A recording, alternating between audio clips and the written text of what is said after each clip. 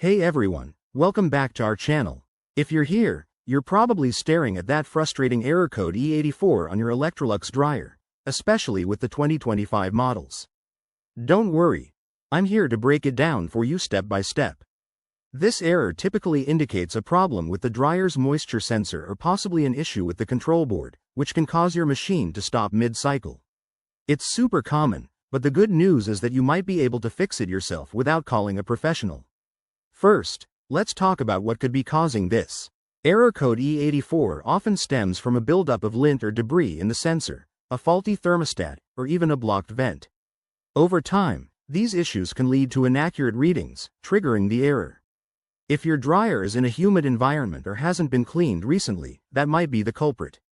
To troubleshoot, start by unplugging your dryer for at least 5 minutes. This simple reset can clear temporary glitches.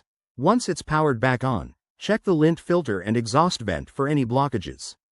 Make sure to clean them thoroughly. A clogged vent is a leading cause of this error. Next, inspect the moisture sensor inside the drum. You can usually access it by removing the front panel, but be careful and consult your user manual first. If that doesn't work, you might need to test the thermostat or control board. Use a multimeter to check for continuity. If you're not comfortable with that, it's time to call in a technician. Remember, always prioritize safety and disconnect power before any repairs. To prevent this error in the future, regularly maintain your dryer. Clean the lint filter after every use, inspect vents annually, and keep the area around your machine well ventilated. This will not only avoid error code E84 but also extend the life of your appliance. There you have it, a quick guide to tackling Electrolux dryer error code E84.